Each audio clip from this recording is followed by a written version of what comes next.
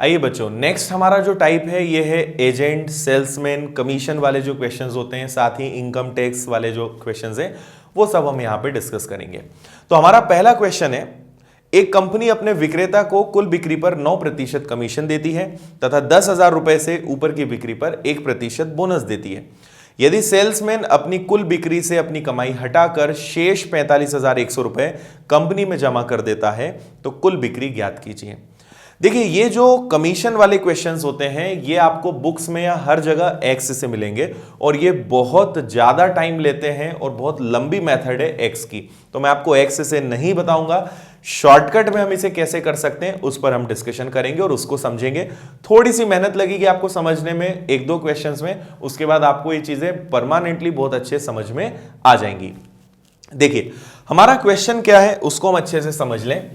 10,000 रुपए तक का अगर सामान बेचेंगे तो 9% कमीशन मिलेगा, और अगर 10,000 रुपए से ऊपर जितने का सामान होगा मतलब 10,000 प्लस, तो उस पर 1% एक्स्ट्रा बोनस मिलेगा, मतलब 10% मिलेगा। इतना समझ में आया? 10,000 रुपए तक का सामान बेचेंगे तो 9%, और 10,000 से जितना भी ज्यादा होगा उस पर 1% एक्स्ट्रा, मतलब टोटल कितना मिलेगा? 10। अब एक एजेंट ने सामान बेचा और जितने का भी सामान बेचा अपना कमीशन कैलकुलेट किया, कमीशन हटाया और 45,100 रुपए कंपनी को वापस कर दिए। ठीक है, 45,100 ये उसने कंपनी को रिटर्न किया, वापस किए। तो सवाल यह है कि उसने कितने रुपए का सामान बेचा। ठीक है, देखिए हम यहां पर क्या करेंगे, लॉजिक क्या लगाएंगे। यहां पे 2 परसेंटेज है, क्योंकि देखिए हर चीज होती है 100%। अब 100% में से वो 9% रखेगा तो बचा कंपनी को, या 10% रखेगा तो बचा कंपनी को, पर दोनों में से घटाएं किसको, ये समस्या है। तो आपको हमेशा दोनों को सेम करने पर काम करना है, और दोनों को सेम आप किसको देखते हुए करेंगे? सेकंड वाले को। अगर ये 10% है तो ऊपर वाले को भी 10% हमें बनाना पड़ेगा। अगर ये 8% होता तो हम इसको 8 बनाते, मतलब इसको आप चेंज नहीं कर सकते, जो करना है इधर। क्यों? क्योंकि 10,000 पे 9% लगेगा, पर 10,000 से कितना ज्यादा है ये हमें नहीं पता, इसलिए हम इसका कुछ नहीं कर सकते। तो आइए, यदि ये 10% है तो इसको 10% कैसे बनाएंगे उसको समझिएगा। पहले हम उसे 9% कमीशन दे रहे थे, अब मैं बोल रहा हूं कि आप इधर भी 10 कर दीजिए, मतलब कितना परसेंट कमीशन बढ़ जाएगा? 1। किसका 1%? 10,000 का। तो 10,000 रुपए का 1% कमीशन होता है 100 रुपए, मतलब 100 रुपए उस एजेंट को, सेल्समैन को एक्स्ट्रा मिल जाएंगे यदि मैंने इस 9 को क्या बना दिया? 10 बना दिया। इतना समझ में आ रहा है? क्या मतलब हुआ इसका? 10,000 रुपए पे 9% कमीशन मिलेगा और यहां 10, तो इसे मैंने कहा कि आप इसे भी क्या बनाइए? 10 बनाइए। तो 10 बनाओगे तो 1% कमीशन ज्यादा देना पड़ेगा। किसका 1%? 10,000 का। तो उस केस में यदि ये भी 10 होता तो सेल्समैन को 100 रुपए ज्यादा मिलते। अब देखिए, इसे हम एडजस्ट करेंगे। अगर सेल्समैन को 100 रुपए ज्यादा मिलेंगे तो वो कंपनी को 100 रुपए और कम करके देगा, मतलब उस केस में कंपनी को कितने रुपए वापस मिलते? 45,000। समझ में आया? अगर सेल्समैन को 100 रुपए ज्यादा देंगे तो वो इधर 100 रुपए कम करके देगा, मतलब कितना देगा? 45,000 देगा। ठीक है, अब देखिए ये 9 जा चुका है, ये भी 10 है, ये भी 10 है। अब हम क्या करेंगे? हम जानते हैं कि टोटल उसने सामान बेचा होगा तो वो 100% होगा, जिसमें से 10% हमने उसको कमीशन कर दिया, दोनों जगह 10 दे दिया, तो 10% वो रखेगा, मतलब कंपनी को कितना वापस करेगा? 90%। तो देखिए, कंपनी को वापस करेगा 90%, और कंपनी को उसने वापस किया यहां 45,000, तो 45,000 अगर 90% है तो 100% क्या होगा? तो जब आप इसको सॉल्व करोगे तो 9 से 5 बार कैंसिल होता है, और पूरा सॉल्व करने पर आपका आंसर आ जाएगा 50,000, मतलब उसने कुल कितने रुपए का सामान बेचा? 50,000 रुपए का। ठीक है, मेन बस आपको कंफ्यूजन यहां हो सकता है कि हमने इसको 10 बनाया, तो देखो इधर 1% आपने ज्यादा दिया, मतलब आप 100 रुपए ज्यादा दे रहे हो, तो 100 ज्यादा दे रहे हो तो इधर से 100 हमने कम भी तो कर दिया। यदि सेल्समैन 100 रुपए रखेगा तो कंपनी को 100 रुपए कम देगा। तो 100 कम दिया मतलब कितना दिया? 45,000। ठीक है, इस तरीके से हम करेंगे और थोड़ी सी प्रैक्टिस करोगे तो आपके क्वेश्चंस बहुत जल्दी हो जाएंगे। अगला हम एक क्वेश्चन लेंगे, जैसे यहां पे क्वेश्चन दिया हुआ था कि उसने कंपनी को कितना वापस किया, नेक्स्ट क्वेश्चन में उसका कमीशन दे देंगे। देखिए नेक्स्ट क्वेश्चन हमारा क्या है। नेक्स्ट क्वेश्चन है, निखिल को 10,000 रुपए तक की बिक्री पर 5% कमीशन मिलता है और इससे ऊपर 4% कमीशन मिलता है। अपना कमीशन हटाने के बाद वह कंपनी में 31,100 रुपए जमा करता है। कुल बिक्री ज्ञात कीजिए। देखिए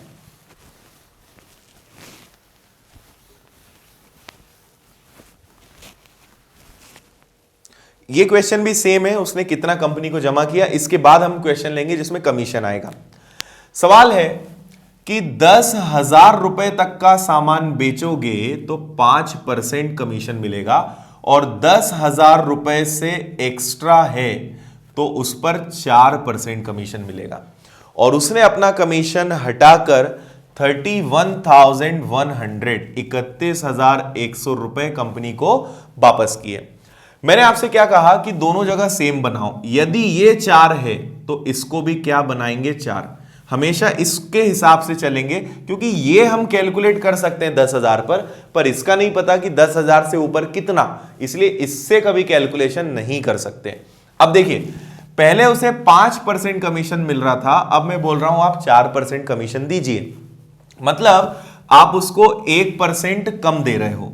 ठीक है, 1% कमीशन यदि उसे कम देंगे तो 10,000 रुपए का 1% हम निकालेंगे तो वापस से आएगा 100 रुपए। अब आप उसको 100 रुपए कम दे रहे हो, मतलब आप उससे 100 रुपए ले रहे हो। अगर आप उससे 100 रुपए लेंगे तो वो कंपनी के पास ही आएगा, मतलब उस केस में कंपनी को कितने रुपए मिलते? 31,100। भाई आप यदि उससे 100 रुपए लेंगे तो 100 रुपए यदि वो देगा तो कंपनी के अकाउंट में 100 रुपए बढ़ जाएंगे, तो उस केस में कंपनी को कितना वापस मिलता? 31,100। अब देखिए टोटल सामान अगर 100% है और हमने दोनों को क्या बना दिया है? 4, तो 4% उसने रखा, मतलब कंपनी को कितना वापस किया? 96। तो 31,200 वापस किया जो 96% है, तो 100% क्या होगा? अब हमें इसे सॉल्व करना है तो हम इसको सॉल्व कर सकते हैं। इसको हम कैंसिल करके देखते हैं पहले 12 से कि क्या ये 12 से कैंसिल हो रहा है, तो 12 से कैंसिल होगा 8 बार और 12 से दुगना हो जाएगा 24 और 12 से कैंसिल हो जाएगा 6 बार। 8 से कैंसिल करते हैं तो 8 से 3 बार कैंसिल हो जाएगा, 8 तिया 24, 8 दूनी 16, 8 पंजे 40 और उसके आगे 2 0, मतलब उसने कुल कितने रुपए का सामान बेचा? 32,500 का। ठीक है, तो अगर उसे 1% उससे कम लेंगे तो इधर जुड़ेगा, अगर 1% ज्यादा दे देते तो इधर से कम हो जाता, जैसा हमने लास्ट क्वेश्चन में किया था। ओके, ये आपको समझ में आया होगा। नेक्स्ट एक और क्वेश्चन हम देखते हैं। एक जूता विक्रेता कुल बिक्री पर 10% हिस्सा कमीशन लेता है और 10,000 से अधिक बिक्री होने पर 2.5% अतिरिक्त लाभ लेता है। अगर उसका कमीशन या 2875 रुपए टोटल वो कमाता है, कुल बिक्री ज्ञात कीजिए। देखिए सेम क्वेश्चन है, 10,000 पर ही है। कोइंसिडेंटली तीनों क्वेश्चन यहां पे 10,000 है, अमाउंट अलग भी हो सकता है, पर यहां तीनों क्वेश्चन हमारे 10,000 वाले हो गए। 10,000 रुपए तक वो कितना कमीशन लेगा? तो वो 10% कमीशन लेगा, और 10,000 से ज्यादा होगा तो वो 2.5% 2.5% एक्स्ट्रा लेगा, मतलब कितना लेगा? 12.5% लेगा। एक बार क्वेश्चन में और चेक कर लेता हूं। 10% पहले है और 2.5% अतिरिक्त लेता है। अब यहां पे क्या बोला है? उसका कमीशन है 2875, 2875, और ये बात समझना जरूरी है कि ये क्या है? कमीशन है। इतना उसने वापस नहीं किया, इतना उसने कमाया। देखिए ये अगर 12.5% है तो इधर भी क्या होना चाहिए? 12.5% होना चाहिए, मतलब आप उसको कितना परसेंट ज्यादा दे रहे हो? तो 10,000 पर वो 2.5% ज्यादा कमाएगा। तो दशमलव हटा, 1 0 बढ़ी, 3 0 से 3 0 कैंसिल, मतलब 250 रुपए वो और ज्यादा कमा लेता। ठीक है, अब यहां प्लस माइनस में थोड़ा सा ध्यान देना। देखो अगर 12.5% है, यहां भी 12.5 हो जाए तो 2.5% उसे ज्यादा मिलेगा। 2.5% उसे ज्यादा मिलेगा मतलब 250 रुपए ज्यादा मिलेंगे। ये ऑलरेडी कमीशन है, इसमें 250 रुपए और जुड़ जाएगा, मतलब ये हो जाएगा 7 और 5 12, 8 2 10 और 1 11, 2 और 1 3। उस केस में वो कितना कमा लेता? 3,125 रुपए कमा लेगा। ठीक है, टोटल था 2,875 और उस पर वो 250 रुपए और कमा लेता, मतलब 3,125। अब बात समझिएगा, यहां पर आप देखिए कि उसने, मेन बात क्या है कि ये कमीशन है, तो अगर उसका कमीशन फ्लैट दोनों जगह 12.5% होता तो वो 3,125 रुपए कमाता। तो 3,125 रुपए अगर 12.5% है तो 100% क्या होगा? तो देखिए, दशमलव हटेगा, 1 0 ऊपर बढ़ेगा, 25 से कैंसिल होगा 5 बार, 25 से कैंसिल होगा 40 बार। अब 5 से हम इसको सॉल्व कर देते हैं, तो 5 से, या तो हम 5 से इसी को कैंसिल कर दें तो ये 8 बार कैंसिल हो जाएगा। 8 का 5 गुना 40 कैरी हो जाएगा 4, 8 का दुगना 16, 16 और 4 20 का फिर से 0 कैरी 2, 8 और 2 10 का 0 फिर से कैरी 1, 24 और 1 25। तो टोटल आंसर आ गया कि उसने कितने रुपए का सामान बेचा, तो वो हो जाएगा 25,000। ओके, इस बार क्वेश्चन की टेक्निक में चेंज क्यों आया? क्योंकि ये कमीशन है, ये पैसा उसने वापस नहीं किया, ये पैसा उसने कमाया। तो 12.5% यहां भी, 12.5% यहां भी, मतलब टोटल वो कितना कमा रहा है? 12.5। और यदि दोनों जगह 12.5 होता तो उसकी कमाई होती 3,125। तो 3,125 अगर 12.5% है तो 100% क्या होगा? आंसर आ जाएगा आपका 25,000। ओके, समझ गए? नेक्स्ट क्वेश्चन हम देख लेते हैं एक और इसी में।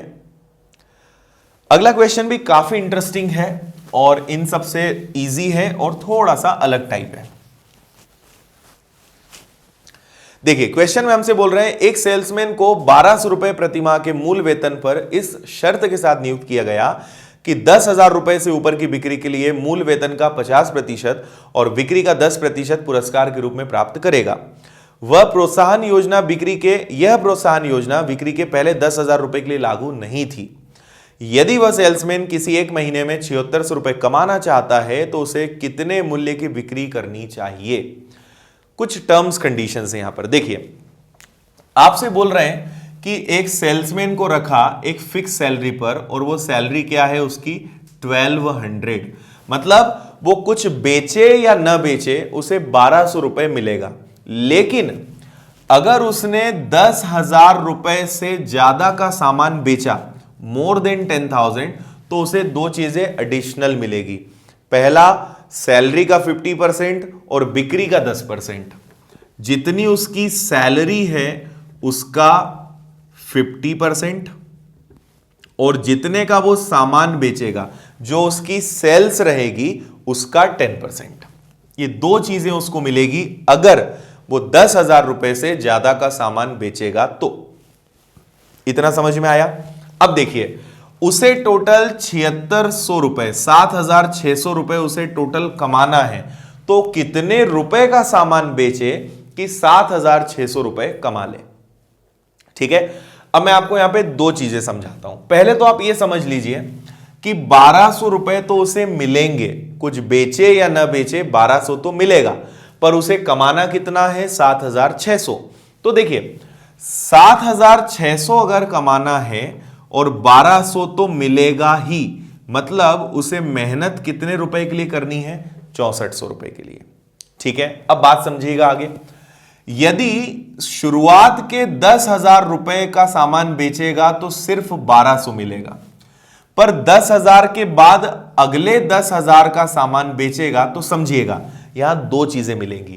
पहली, सैलरी का 50%, तो सैलरी है 1,200, 1,200 का 50% क्या होता है? 600, और सेल्स का 10%, मतलब जितने का सामान बेचेगा उसका 10%, तो 10,000 का 10% क्या होता है? 1,000, मतलब कितने रुपए मिल जाएंगे? 1,600। अब एक बहुत खास बात समझिएगा, शुरुआत के 10,000 पर सिर्फ 1,200 रुपए मिलेंगे और 10,000 से ऊपर जब जाएगा तो उसका बोनस और सैलरी पर जो एडिशनल मिलना है वो कमाएगा। तो मैंने माना कि अगर वो 20,000 रुपए का सामान बेचेगा तो 10,000 पे तो 1200 कमाएगा और अगले 10,000 पे कितना कमाएगा 1600। अब देखिए 1200 तो मिलेगा, उसे कितना कमाना है 6400। तो अगर मुझे इस 1600 को 6400 बनाना है तो किससे मल्टीप्लाई करना पड़ेगा 4 से। तो अगर मैं इसको 4 से मल्टीप्लाई करूंगा तो कितना बन जाएगा 6400। तो मुझे इस 10,000 का भी कितना गुणा करना पड़ेगा 4। तो इस 10,000 का 4 गुना क्या हो जाएगा 40,000। मतलब देखो 10,000 का सामान बेचेगा तो 1200, उसके अलावा 40,000 का और सामान बेचेगा तो 6400। तो देखिए 40,000 और शुरुआत के 10,000 टोटल हो गए 50,000 रुपए और 10,000 पे 1200 मिलेगा तो टोटल हो जाएगा 7600 रुपए। मतलब उसे 50,000 रुपए का सामान बेचना पड़ेगा तब जाकर वो 7,600 रुपए कमाएगा। एक बार फिर से मैं समझा देता हूं, देखिए बस कुछ पॉइंट्स आप समझ लेंगे तो आपका आंसर बहुत जल्दी आ जाएगा।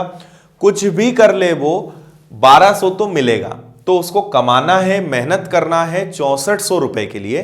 ये चीज समझ में आ गई। अब 6400 कैसे कमाएगा? 10,000 के बाद हमने एक डिसाइड करा कि सपोज 10,000 के बाद अगले 10,000 का सामान बेचेगा तो दो चीज मिलेगी, सैलरी का 50%, तो सैलरी है 1200, उसका 50% होता है 60, और जितने का सामान बेचेगा उसका 10%, तो 10,000 का 10% क्या होता है 1000, मतलब कितना हो जाएगा उसका 1600। ठीक है, तो 10,000 रुपए के अलावा 10,000 का सामान बेचेगा तो 1200 के साथ साथ 1600 कमा लेगा। पर उसे 1600 नहीं कमाना है, उसे कमीशन में कितना कमाना है 6400। तो ऐसा कितनी बार करना पड़ेगा 4 बार।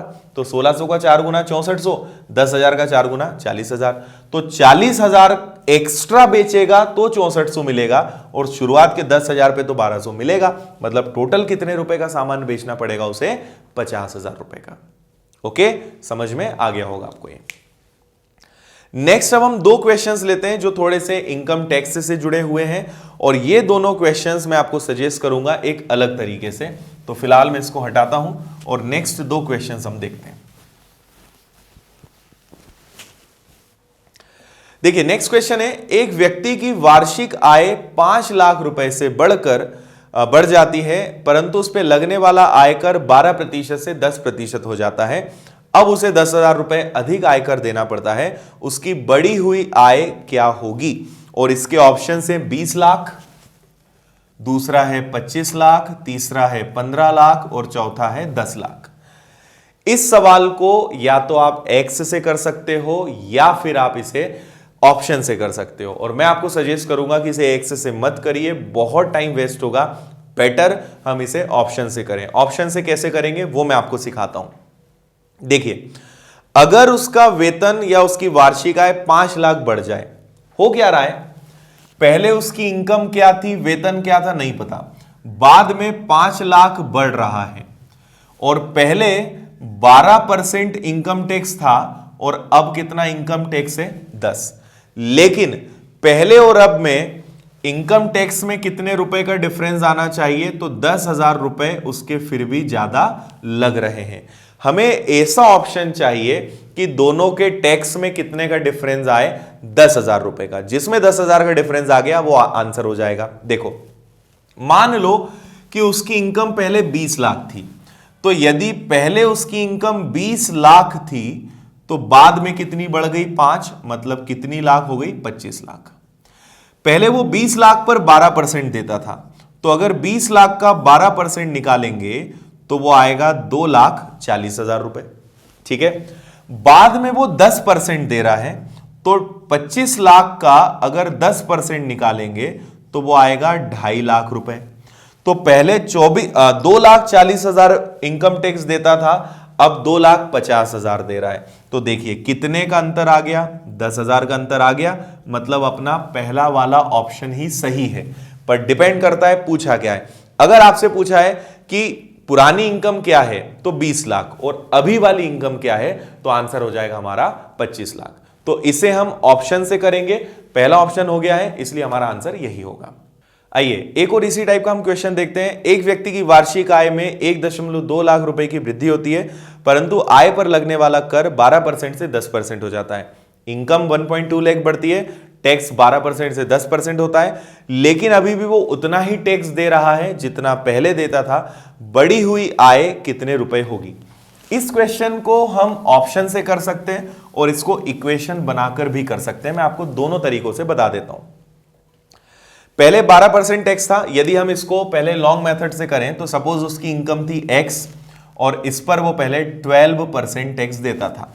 जितना टैक्स पहले बनता था उतना ही बाद में बन रहा है, हालांकि उसकी इनकम 1.2 लाख बढ़ गई है और अब टैक्स कितना परसेंट दे रहा है? वो 10% दे रहा है। ठीक है, तो जितना टैक्स पहले की इनकम पर 12% होता था उतना ही 1.2 बढ़ने के बाद भी 10% लगाने पर सेम हो रहा है। इसको आप सॉल्व करोगे डायरेक्ट आपको आंसर मिल जाएगा। तो ये हो जाएगा आपका 12x/100 और ये हो जाएगा x प्लस 1.2 और 10% का मतलब होता है 1/10। ठीक है, आगे हम देखें तो ये दोनों हो जाएंगे कैंसिल और 10 का मल्टीप्लाई हमें इधर करना है, तो 12x और 10 हो जाएगा ये 10x प्लस 10 और 1.2 हो जाएगा 12। तो 12 में से 10 माइनस हो जाएगा तो बचेगा आपका 2x और इधर 12 पहले से है, 2 से ये कैंसिल हो जाएगा। तो आपको पता चल जाएगा कि उसकी इनकम, क्योंकि क्वेश्चन लाख में चल रहा है तो इसलिए मैंने जीरो लगा के आपको कंफ्यूज नहीं करा है, डायरेक्ट हो जाएगा। तो उसकी इनकम पहले क्या थी? 6 लाख। आपसे पूछा जाए पहले इनकम क्या थी तो 6, पर बाद में 1.2 बढ़ गई, तो 1.2 बढ़ गई मतलब बाद वाली इनकम क्या हो जाएगी? 7.2। और आपसे पूछा है बढ़ी हुई इनकम, बढ़ी हुई आय, तो आंसर आपका आएगा 7.2, 7.2 लाख रुपए। इसी चीज को आप ऑप्शन से भी कर सकते थे, जैसे आपको ऑप्शंस दिए हुए हैं 8.4 लाख, 7.2 लाख, 9.6 और 6।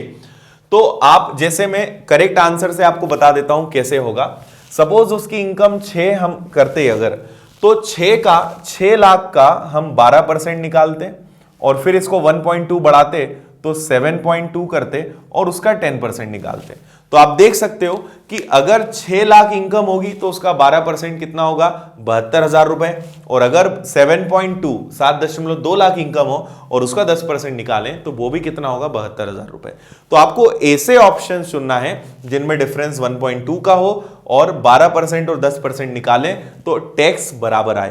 तो आप ऑप्शन से कर लो या ये वाला एक्स से इजीली हो सकता है, इसलिए मैंने आपको ये एक्स से बता दिया।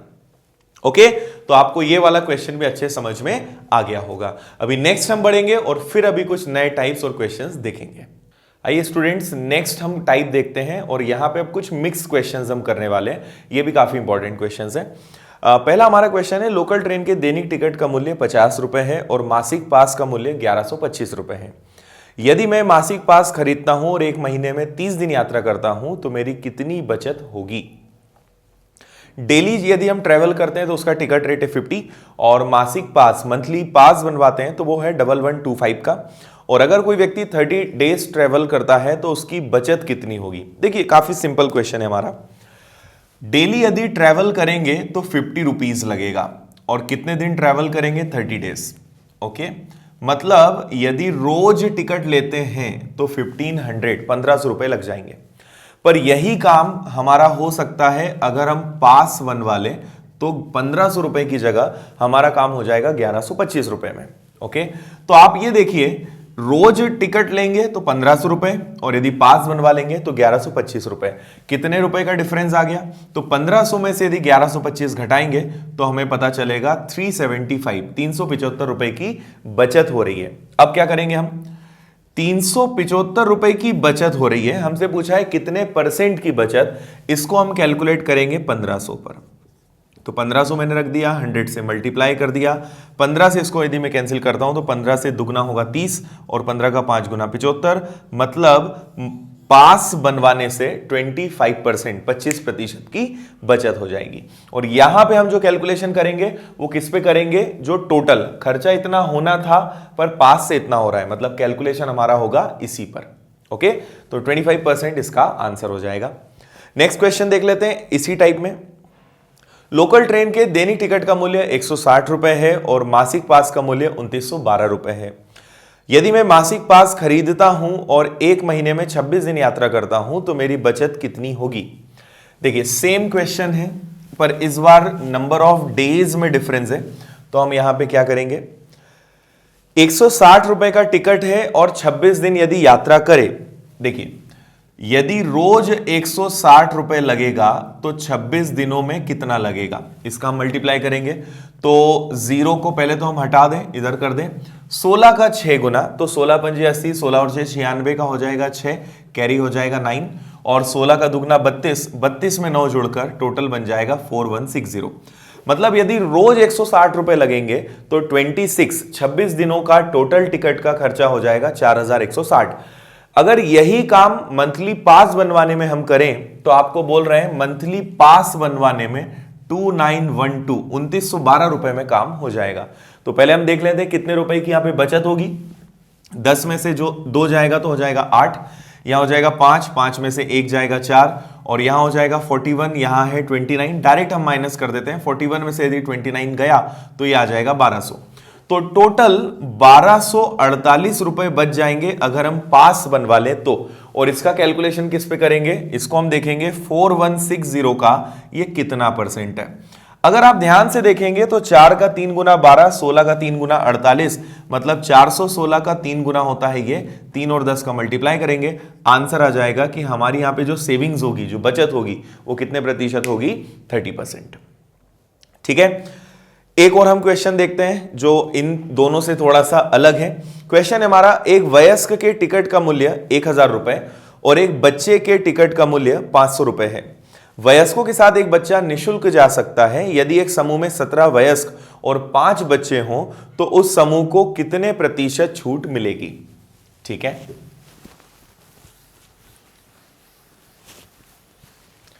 देखिए क्वेश्चन है, हमारे क्वेश्चन में कहा गया है कि टोटल जो वयस्क हैं, एडल्ट हैं, उनका टिकट है 1000 और जो चिल्ड्रन हैं उनका टिकट है 500। यहां पे 17 एडल्ट हैं और 5 चिल्ड्रन हैं। तो देखिए यदि सबका टिकट लगे तो पूरे 17 एडल्ट्स का 1000 रुपीज लगे, मतलब टोटल कितना खर्चा हो जाएगा, 17,000। और 5 बच्चे हैं और इनका 500 रुपए लगे तो इनका टिकट हो जाएगा 2500 रुपी, मतलब टोटल टिकट पे खर्चा हो जाएगा 19,500 रुपए। पर उन्होंने एक चीज कही है कि वयस्कों के साथ एक बच्चा, यहां पे आपसे कहा है कि 2 वयस्कों के साथ एक बच्चा निशुल्क जा सकता है। ठीक है, यदि 2 वयस्क हैं तो एक बच्चा फ्री उसमें जा सकता है, पर केवल बच्चे जितने होंगे। तो यदि हम इसको देखें तो यहां पे 17 वयस्क हैं, 17 को यदि 2 से डिवाइड करें तो 8.5, मतलब रफली हम बोल सकते हैं कि 8 बच्चे फ्री जा सकते हैं। पर हमारे पास यहां पे क्वेश्चन में 8 बच्चे नहीं है, क्वेश्चन में कितने बच्चे हैं, 5। तो 8 बच्चे जा सकते हैं, इसके अलावा और कोई नहीं जा सकता, तो बच्चे 5 ही है, मतलब 5 बच्चे फ्री एंट्री कर सकते हैं। ठीक है, तो 8 बच्चों की जगह हम 5 को ले जाएं, क्योंकि 5 बच्चे मतलब इनका टिकट नहीं लगेगा। अब समझना आप बात, पर ये जो अडल्ट हैं, जो वयस्क हैं, इनका टिकट तो लगेगा।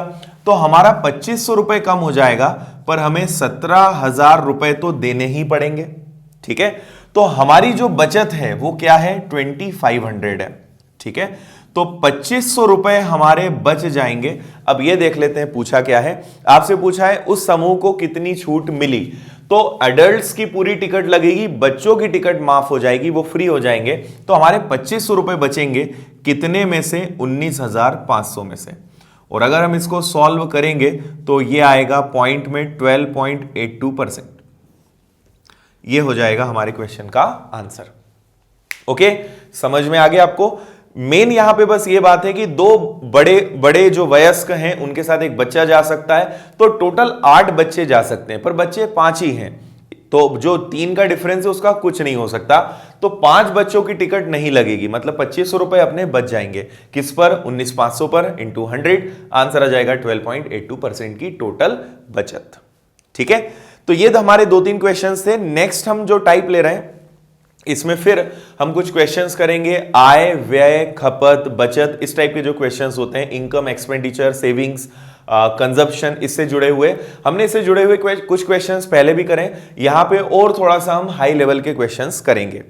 तो पहला, हम इसमें भी 2-3 टाइप है। पहला इसका हम टाइप देख लेते हैं। कोई व्यक्ति अपनी आय का 75% भाग खर्च करता है, उसकी आय 20% बढ़ जाए तो खर्च भी 10% बढ़ जाता है। बताइए उसकी बचत में कितने प्रतिशत की वृद्धि हुई। चल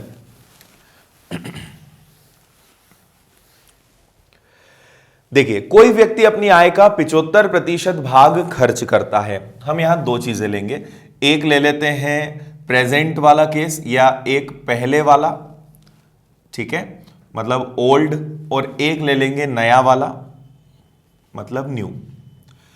पहले वो कितना कमाता था, तो वो कमाता था सपोज 100। देखिए यहां मैं लिख देता हूं आय, और आय मतलब इनकम, ठीक है। आपसे बोल रहे हैं 75% खर्च करता है, तो यहां मैं लिख देता हूं उसका खर्च एक्सपेंडिचर, और 75% मतलब 75। आप इसको मान लीजिए 100 रुपए मिलता है, 75 खर्च करता है, तो उसकी बचत मतलब सेविंग्स कितनी होगी, तो वो होगी 25 रुपी। क्लियर है ये चीज। यदि हमने यहां पे 100 माना कि वो 100 रुपए कमाता है, तो 100 कमाएगा, 75% मतलब 75 रुपए खर्च करेगा, तो बचाएगा कितना, 25। आगे देखते हैं, उसकी आय 20% बढ़ जाए। अभी वो 100 कमाता है, अब 20% बढ़ जाए, मतलब अब कितना कमाने लगे, 120 रुपए कमाने लगे। साथ ही उसका खर्च भी 10% बढ़ जाए। अब सबसे खास बात है, इनकम बढ़ी है 20%, तो 100 का 20% 20 रुपए होता है, और उसका जो खर्च है वो 10% बढ़ता है। 10 रुपए नहीं बढ़ेगा, 10% बढ़ेगा। ये आपको कैलकुलेट करना पड़ेगा। तो 75 वो खर्चा करता है, उसका 10%। वैसे आप डायरेक्ट निकाल सकते हो, पर इसको हम इस तरीके से निकालेंगे, तो 7.5 जो रुपए है उसका खर्चा बढ़ेगा। अभी यदि वो 75 रुपए खर्च करता है तो 10% बढ़ेगा। 75 का 10% होता है 7.5, तो 75 में 7.5 जुड़ेगा, तो वो आ जाएगा 82.5। अब बात समझिएगा ध्यान से, पहले 100 रुपए मिलते थे, 75 खर्च करता था, 25 बचाता था। इनकम बढ़ गई 20%, अब 120 रुपए उसको मिलते हैं, खर्चा 10% बढ़ा। 10% बढ़ने का मतलब है 75 का 10% बढ़ेगा, तो कितना हो जाएगा, 82.5। तो 120 रुपए कमाता है और 82.5 उसमें से खर्च करता है। यहां पे बहुत सारे बच्चे गलती बस यही कर देते हैं कि वो 75 में 10 जोड़ देते हैं। 10 नहीं जुड़ेगा, 10% निकाल कर जुड़ेगा। तो 10% होता है 7.5, बन गया 82.5। अब आप देखिए डिफरेंस कितना है। तो इधर हमने माइनस किया था, इधर भी माइनस करेंगे। 120 में से यदि 82.5 गया, तो ये आ जाएगा 37.5 रुपी। समझिए, पहले वो 25 रुपए बचाता था, अब 37.5 रुपए बचा रहा है। आपसे पूछा है उसकी बचत कितने प्रतिशत बढ़ गई, तो पहले 25 रुपए बचाता था, अब 37.5 बचा रहा है, मतलब वो 12.5 12.5 रुपए ज्यादा बचा रहा है। किससे, 25 रुपए से इंटू 100। और आपको पता है 12.5 का दुगना होता है 25, 2 से ये कैंसिल होगा। उसकी बचत में कितने परसेंट का इंक्रीमेंट हुआ, तो आंसर आ जाएगा 50%। ओके, क्लियर है। हम इस पे कैलकुलेट करेंगे भाई, 25 से 37.5, 12.5% ज्यादा किस पर, 25 पर। 25 और 100 का मल्टीप्लाई। ओके, एक और क्वेश्चन देखते हैं हम इसी टाइप में। रमन अपनी आय का 80% व्यय कर देता है। यदि उसकी आय में 25% की वृद्धि हो और उसके व्यय में 10% की वृद्धि हो, तो उसकी बचत में कितने प्रतिशत की वृद्धि होगी। सब कुछ यहां पे हम सेम करेंगे, और अब आप इस क्वेश्चन को एक बार अपने लेवल पर भी ट्राई करें, सॉल्व करने की कोशिश करें। देखिए, पहले बोल रहे हैं 80% वो खर्च कर देता है, तो एज यूजुअल हम एज्यूम करेंगे 100 रुपए मिलते थे, 80 खर्च कर देता है, तो बचाता कितना है, 20। उसकी आय 25% बढ़ जाए, अब वो 125 रुपए कमाने लगे, तो वो अपना खर्च भी 10% बढ़ा देता है। तो आपको पता है पहले खर्च था 80, और 80 का यदि आप 10% निकालोगे तो वो कितना आएगा, 8। तो अब 8 रुपए ज्यादा खर्च करेगा, मतलब कितना खर्च करेगा, 88।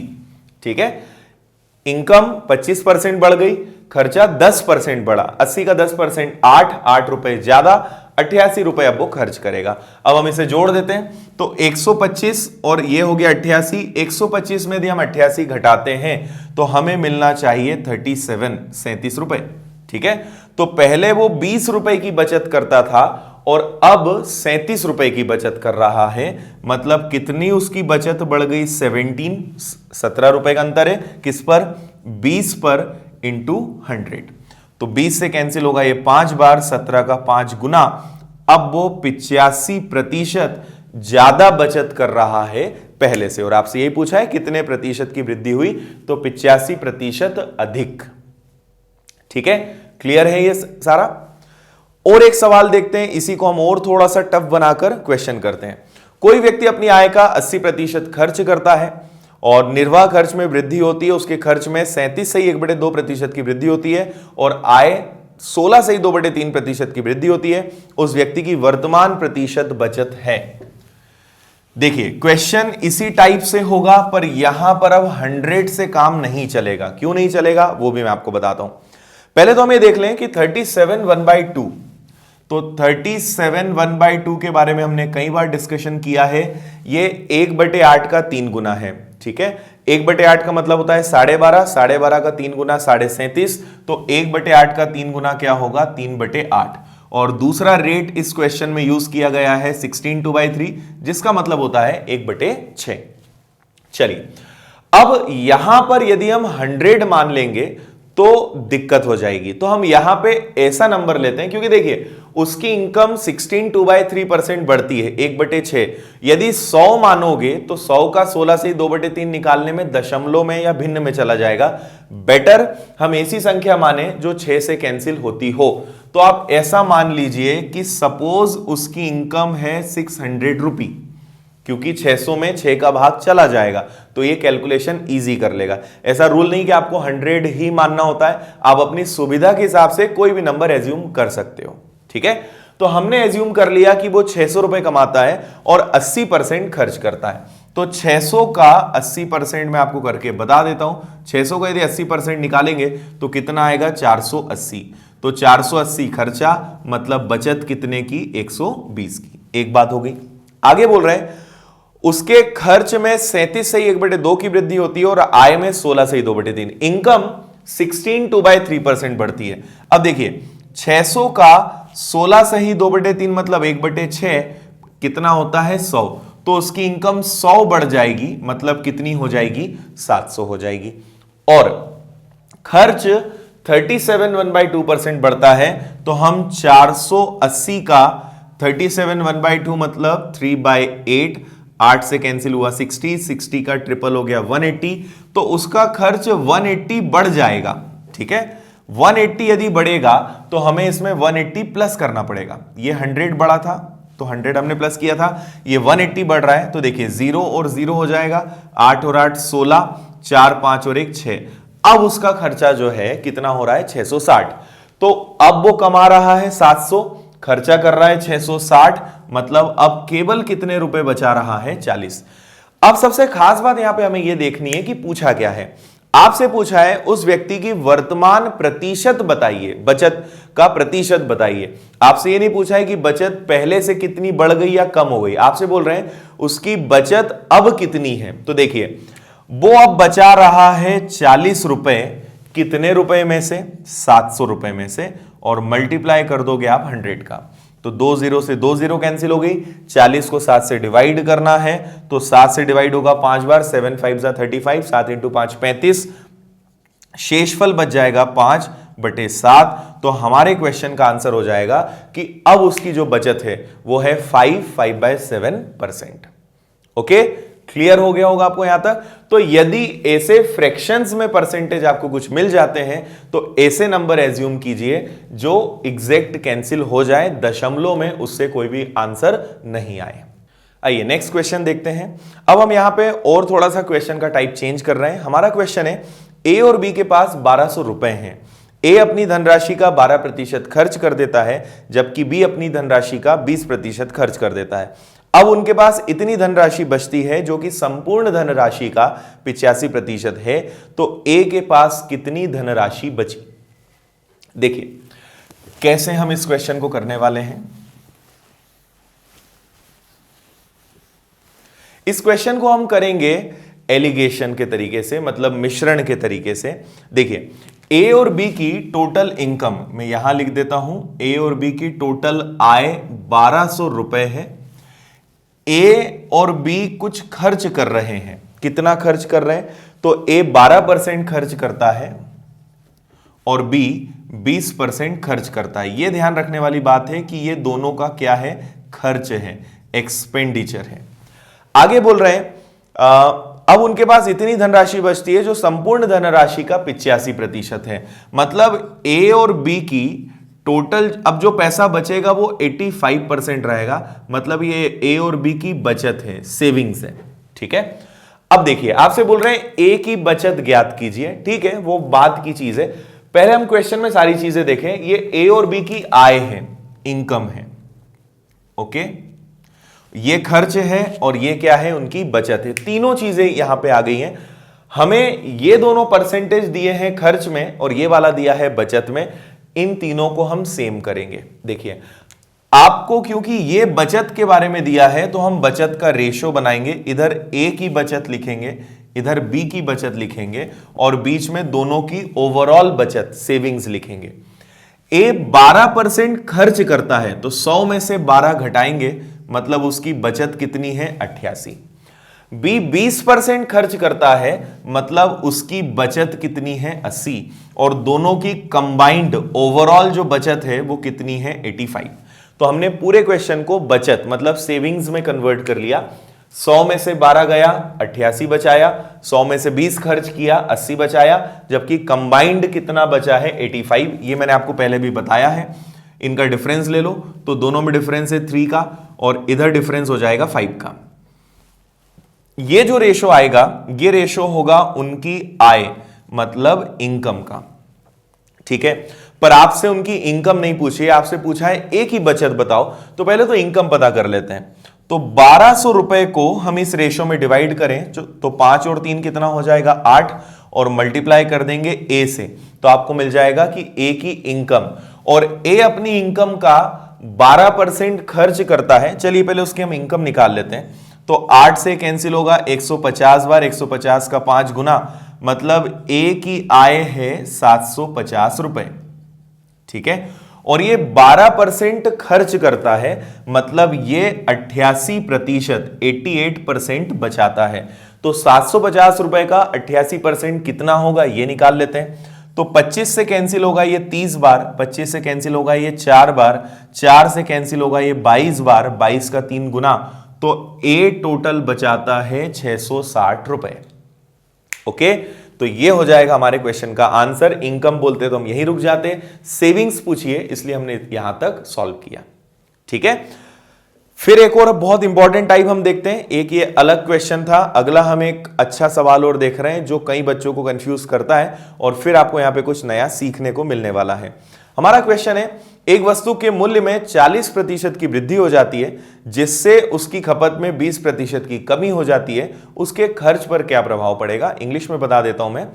Price of an article is increased by 40% and consumption decreased bye 20%, find change in his expenditure. चलिए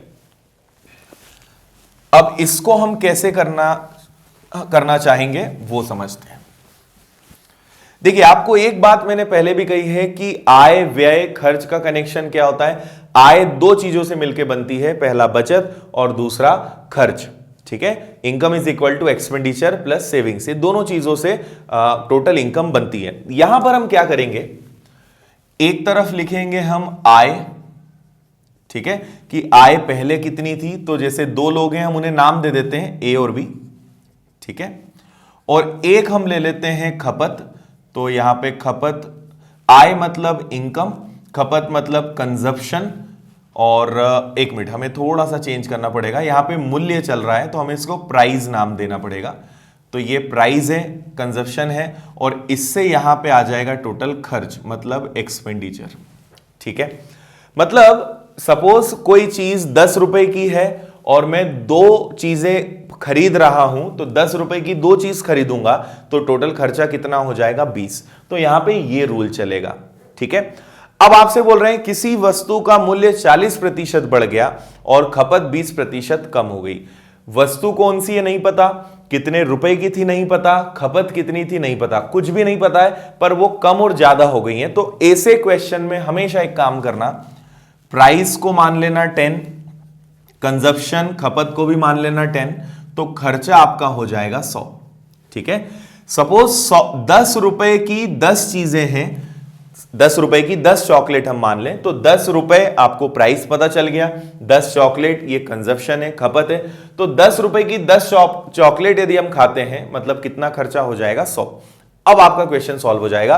अब बोल रहे हैं उसके मूल्य में 40% की वृद्धि हो गई। तो 40% की वृद्धि होने का मतलब है 10 का 40% क्या होता है? 4 रुपए। तो जो चॉकलेट 10 रुपए की आती थी वो अब कितने रुपए की आ रही है? वो आ रही है 14 रुपए की। ठीक है। साथ ही खपत में 20% की कमी हो गई। खपत में 20% की कमी होने का मतलब है यदि 10 चॉकलेट खाते थे तो इसका हम अगर 20% निकालें तो 10 का 20% क्या होगा? 2। अब हम 2 चॉकलेट कम खाएंगे, मतलब कितनी चॉकलेट खाएंगे? 8।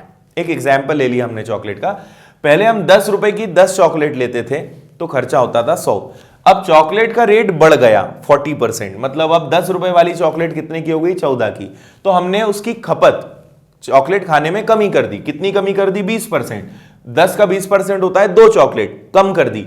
अब कितनी चॉकलेट खाएंगे? 8। तो अब 14 रुपए वाली कितनी चॉकलेट्स हम खाएंगे? 8 खाएंगे। तो 14 रुपए की 8 चॉकलेट का मतलब है हम अब कितना खर्चा कर रहे हैं? 112। तो पहले हमारा खर्चा होता था 100, अब हमारा खर्चा हो रहा है 12, मतलब 112। तो हमने खर्चा कितना बढ़ा दिया? 12 रुपए बढ़ा दिया। किस पर बढ़ाया? 100 पर। मल्टीप्लाई भी 100 का करेंगे तो हम बोल सकते हैं कि हमारा खर्चा टोटल कितना परसेंट बढ़ गया? 12% बढ़ गया। ओके। तो इस क्वेश्चन का ये सबसे बेस्ट तरीका है। आप चीजों को यहां पे वैल्यू और क्वांटिटी को एज्यूम कर लो और जो भी चेंज बोला है, बढ़ाया है तो जुड़ जाएगा, घटाया है तो कम हो जाएगा। आपको खर्च या कोई भी चीज का इफेक्ट आपको यहां पे समझ में आ जाएगा। एक और हम इसी टाइप का क्वेश्चन लेते हैं, आपको और अच्छे से चीजें समझ में आ जाएगी। अगला क्वेश्चन है, किसी वस्तु का मूल्य 20% बढ़ गया जिससे उसकी खपत 10% कम हो गई, उसके खर्च में क्या परिवर्तन आएगा?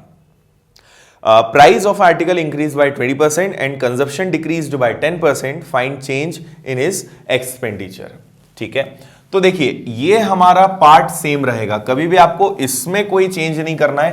10, 10, 100 ये हर क्वेश्चन के लिए फिक्स है। मूल्य 20% बढ़ गया, तो 20% बढ़ गया मतलब 10 रुपए वाली चॉकलेट कितने की हो गई? 12 की हो गई। और मूल्य बढ़ा तो खपत कम हो गई। कितने परसेंट हो गई? 10% कम हो गई। 10 का 10% होता है 1, मतलब अब कितनी चॉकलेट खाएंगे? 9। रेट 20% बढ़ा, 10 बन गया 12, तो खपत 10% कम हो गई। 10 की जगह 9 चॉकलेट खाएंगे। 12 और 9 का गुणा करेंगे तो कितना आएगा? 108। तो देखिए पहले खर्चा 100 था, अब 108 का मतलब कितना परसेंट खर्चा बढ़ गया? तो आंसर हो जाएगा 108। सॉरी 108 टोटल खर्चा है, तो खर्चा कितना टोटल बढ़ गया? हमारा 8%। ठीक है। अभी मैंने दोनों जो क्वेश्चंस कराए इसमें ये दोनों डेटा गिवन था, आपको हर बार ये निकालना पड़ रहा था। नेक्स्ट क्वेश्चन इससे थोड़ा सा अलग रहेगा और उसमें आपको खपत या मूल्य के बारे में भी पूछा जा सकता है। इनमें से कोई डेटा नहीं देंगे और ये वाला डेटा आपको दे देंगे। तो नेक्स्ट क्वेश्चन हम देखते हैं, इससे आपको फिर इसमें एक नई चीज पता चलेगी। सवाल आपसे बोल रहे हैं, चीनी के मूल्य में 30% की वृद्धि होती है, यदि व्यय केवल 10% से बढ़ता है तो खपत में कितने प्रतिशत की कमी आई? देखिए ये हमारा पार्ट अगेन सेम रहेगा, 10, 10 और 100। चीनी के मूल्य में 30% की वृद्धि हो गई, तो अब आप डायरेक्ट कर सकते हो, रेट 30% बढ़ गया मतलब चीनी कितने की हो गई? अब 13 रुपए की हो गई। खपत में कोई जानकारी नहीं दी हुई है तो हम फिलहाल इसको x मान लेते हैं। और खर्चा 10% बढ़ गया, मतलब पहले यदि 100 रुपए खर्च करते थे तो अब कितना खर्चा कर रहे हैं? 110। इतना समझ में आया? इस बार ये दिया है, ये दिया है, ये आपको निकालना है। ओके। 13 रुपए की अब चीनी हो गई, कितनी खाएं कि खर्चा 110 हो जाए? तो x की वैल्यू निकालना है। 110 में यदि हम 13 का भाग देंगे तो चलो सॉल्व करते हैं इसको। तो 13 से कितनी बार डिवाइड हो जाएगा? 13 पंजे 65, 13 छंग 78, 13 सती 91 और 13 का पहाड़ा यदि हम 8 बार लेते हैं तो वो आ जाएगा 104। ठीक है। अब 104 चला गया तो बचेगा कितना हमारा? 6 और 0 60। अब कितनी बार डिवाइड हो सकता है? तो 13 से डिवाइड हो जाएगा ये, 13 पंजे 65 ज्यादा हो जाएगा, मतलब 13 × 4 52, 84। सॉरी यहां पे पॉइंट भी लग जाएगा। ठीक है। और यदि हम आगे बढ़ेंगे तो 13 और 52 हो जाएगा, तो कैरी अभी हमारा जो है मतलब शेषफल अभी भी हमारे पास कितना बच जाएगा? 8। या हम इसको इतना ही रहने दें तो भी हमारे लिए पर्याप्त रहेगा ये। मतलब ये बात हमें समझ में आई कि यहां x की जगह क्या आएगा? 8.4, पर 8.4 आंसर नहीं है। देखिए x की जगह पे 8.4 आने का मतलब क्या है कि अगर आप पहले 10 किलो मान लें कि 10 किलो शक्कर आप खा रहे थे, तो अब कितनी खा रहे हैं 8.4, तो कितने की कमी आ गई? तो आप यहां देखेंगे 10 से 8.4 हो गया, मतलब ये कम हो गया है कितना, 1.6 की यहां पे कमी आ गई है। किस पे कमी आई है? 10 पर, और मल्टीप्लाई करेंगे 100 का, तो डेसिमल हटेगा, 100 से 100 कैंसिल होगा, मतलब खपत में कितने प्रतिशत की कमी आई है? 16% की। ठीक है, एक बार फिर से मैं आपको बता रहा हूं, 10 10 100 ये हमारा सेम है, रेट 30% बढ़ गया, मतलब अब शक्कर 10 रुपए वाली 13 रुपए की हो गई। पहले 10 किलो मान लेते हैं कि 10 किलो शक्कर खाते थे, अब कितनी खा रहे हैं नहीं पता, और आपसे बोला है इस बार खर्चा 10% बढ़ गया, मतलब यदि पहले हम 100 रुपए खर्च करते थे तो अब कितना कर रहे हैं 110, तो 110 को जब मैंने 13 से डिवाइड किया तो मुझे मिला 8.4। अब कई बच्चे 8.4 आंसर दे देते हैं, 8.4 आंसर नहीं होगा, क्योंकि उन्होंने ये नहीं बोला है कि अब खपत कितनी है, आपसे बोल रहे हैं खपत में कितने की कमी आई।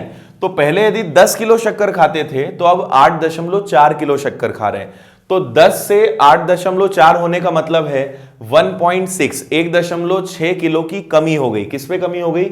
10 पर, और मल्टीप्लाई करेंगे 100 का, सॉल्व किया तो हमें पता चला कि शक्कर की खपत में 16% की कमी हुई।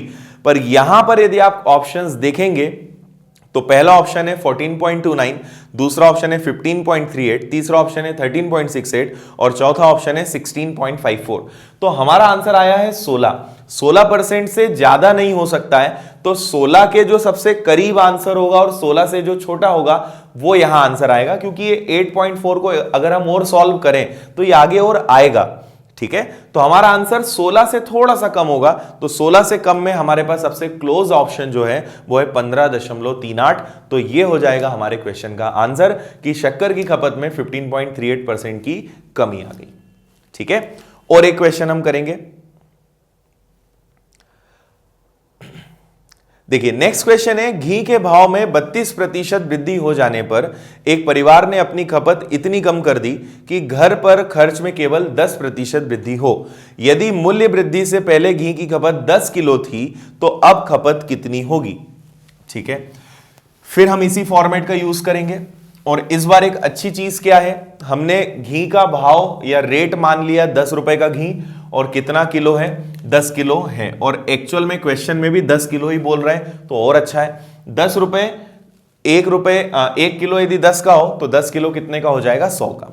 अब बोल रहे हैं घी के भाव में 32% की वृद्धि हो गई, मतलब अब देखिए 10 रुपए का अगर आप 32% निकालोगे तो वो आएगा 3.2, तो 10 रुपए वाला घी अब हो जाएगा 3.2 रुपए बढ़कर 13.2 रुपए का।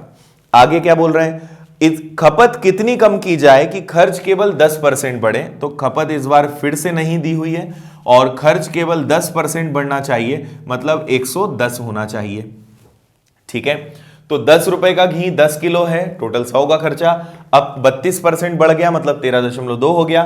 कितनी खपत हो कि 110 आ जाए? तो देखिए 110 को हम 13.2 से डिवाइड करेंगे तो हमें x की वैल्यू पता चल जाएगी। तो दशमलव यदि मैं हटा दूं, 1 0 ऊपर बढ़ जाएगा, और ये दोनों 11 से कैंसिल हो सकते हैं, तो 11 से इसको मैं कैंसिल कर दूंगा 100 बार, और 11 से इसको कैंसिल करेंगे तो 11 से 1 बार और 2 बार, और 100/12 का मतलब 100 में यदि 12 का भाग देंगे तो 8 1/3, और इस बार 8 1/3 हमारा आंसर होगा। उन्होंने ये नहीं बोला है कि खपत पहले से कितनी कम हो गई, x की वैल्यू 8 1/3 है, मतलब यहां पे 8 1/3 kg आएगा, 8 से 1/3 किलो आएगा। और उन्होंने पूछा भी आपसे यही है कि शक्कर की अब खपत कितनी है, तो ये हमारा आंसर हो जाएगा। अगर वो बोलते कितने की कमी आई तो दोनों का हम अंतर लेते और बटे में 10 रख के 100 का गुणा करते तो कमी का प्रतिशत पता चलता, पर उन्होंने कहा है सिर्फ इतना कि खपत कितनी कम, अब खपत कितनी है, तो आंसर होगा हमारा 8 1/3%। ठीक है, तो यहां तक आपको समझ में आ गया होगा। एक और लास्ट क्वेश्चन हम लेते हैं इसी टाइप में, फिर हमारा ये वाला टाइप कंप्लीट हो जाएगा। सवाल है हमारा, एक सिनेमा घर की सीटों में 25% की वृद्धि की गई, एक टिकट के मूल्य में भी 10% की वृद्धि की गई, कुल आय में कितने प्रतिशत की वृद्धि होगी? आप चाहें तो इसी फॉर्मेट से कर सकते हैं, अदरवाइज ये सिंपल आप इंक्रीज और डिक्रीज वाले तरीके से इस क्वेश्चन को कर सकते हैं। सीटों में 25% की वृद्धि हो गई, तो देखिए 25% की फ्रैक्शन वैल्यू क्या होती है, 1/4, मतलब यदि 4 सीट थी तो कितनी सीट हो गई, 5। और टिकट का रेट भी 10% बढ़ गया, तो 10% यदि बढ़ने का मतलब होता है कि यदि पहले टिकट 10 की थी तो अब कितने की हो जाएगी, 11 की। तो पहले 4 सीट थी, अब 5 हो गई। पहले 10 रुपए लगते थे, अब 11 रुपए लगेंगे। आप यहां पे देखें तो 5 से ये कैंसिल हो जाएगा 2 बार, 4 का दुगना 8 और ये 11 का 11 ही रहेगा। तो यहां कितने का इंक्रीमेंट आ गया, 3 का। यदि पहले 8 रुपए कमाते थे, अब 11 रुपए कमाएंगे, तो 3 रुपए ज्यादा कमा रहे हैं, किस पे, 8 पे, इंटू 100। और 3/8 की फ्रैक्शन वैल्यू अभी तक आपको याद हो गई होगी, 37 1/2, जो हमने थोड़ी देर पहले किसी क्वेश्चन में भी इसका यूज किया था। तो टोटल उस आपसे बोला है आय में कितने प्रतिशत की वृद्धि हुई, तो टोटल आय में वृद्धि होगी 37 1/2, 37 सही 1/2% की वृद्धि। तो ये एक इंक्रीज डिक्रीज वाला क्वेश्चन था, इसको हम इस तरीके से कर सकते हैं, या 10 मानकर भी कर सकते हैं कि 10 सीट थी, 10 रुपए की एक टिकट थी, और फिर आप उसको बढ़ाएंगे तब भी आंसर सेम आएगा। ठीक है, तो ये हमारा एक टाइप कंप्लीट हुआ, और आई थिंक आपको सारे क्वेश्चंस अब इसके समझ में आ गए होंगे, ये जो आय व्यय खपत वाले होते हैं। अब हम आगे बढ़ेंगे और नेक्स्ट अब हम करने वाले हैं एक और इसका काफी इंपॉर्टेंट टाइप, जैसे चीनी के मूल्य में कमी होने से 100 रुपए में अब 5 किलो ज्यादा शक्कर मिल रही, इस टाइप के क्वेश्चंस आपने पढ़े होंगे। तो अगला हम उन सारे टाइप्स पे काम करेंगे।